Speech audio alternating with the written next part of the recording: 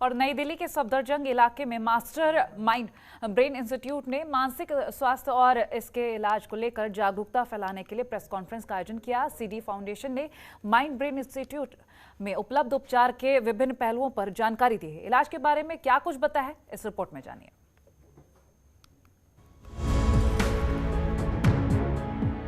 CD foundation से जुड़ी चारू दास ने बताया कि यह बीमारी आज के समय में आम हो चुकी है, लेकिन सोसाइटी में अभी डिप्रेशन जैसी मानसिक बीमारियों के प्रति अवेयरनेस कम है। आजकल की लाइफस्टाइल की बात करें तो ये बहुत ही ज्यादा स्ट्रेसफुल हो चुकी है। आज के समय में मानसिक स्वास्थ्य और गंभीर मानसिक बीमारियां जैसे कि डिप्रेशन और एंजाइटी हमारी लाइफस्टाइल पर बेहद बुरा असर डालती है। माइंड ब्रेन इंस्टीट्यूट के साथ टाइप किया है कि हम इंडिया में ये नया ट्रीटमेंट ला सके। This treatment is non invasive, surgery नहीं है, दवाइयों की ज़रूरत नहीं पड़ती है।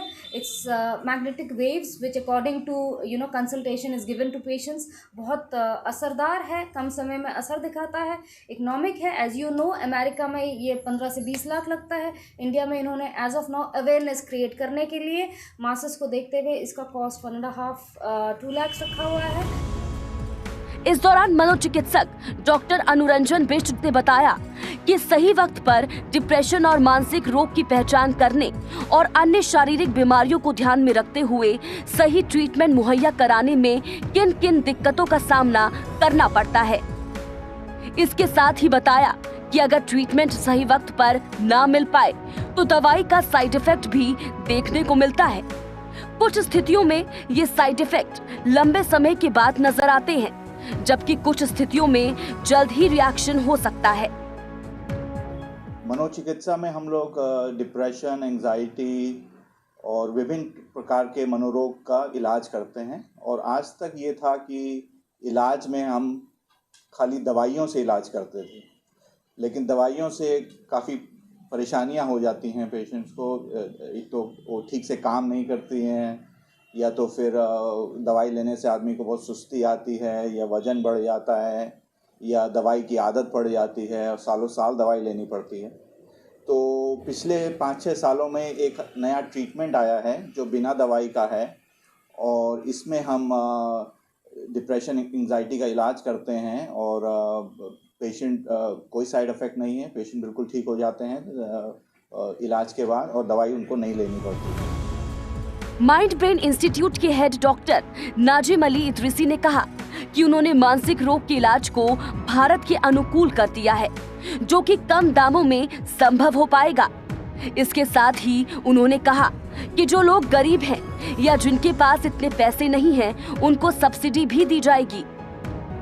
जैसे कि आप सब जानते हैं कि हिंदुस्तान में काफ़ी लोगों को फाइनेंशियल क्राइसिस है, और देखा गया है कि कोविड के बाद तो काफ़ी लोगों का बिजनेस ड्रॉप हुआ है, जॉब्स चले गए हैं। तो अब परेशानी ये आ रही है कि इलाज भी चाहिए और पैसे की भी परेशानी है।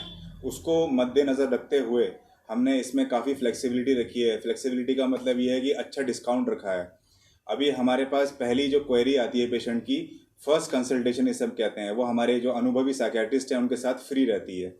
तो जो कि नॉर्मली अगर आप किसी भी साइकियाट्रिस्ट के पास जाते हैं दिल्ली में, तो वो 2,500 से 3,000 कॉस्ट करते हैं चार्ज, जो हमारे यहाँ पहली बार आने पर मुफ्त है।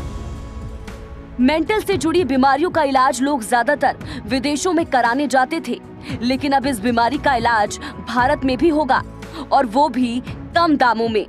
TMS डिवाइस तकनीकी के द्वारा अब इसका इलाज भारत में भी किया जाएगा।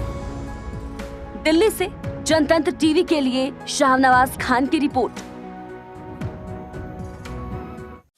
खबरों के निष्पक्ष विश्लेषण के लिए सब्सक्राइब करें Jantantra TV and press the bell icon. Never miss any update.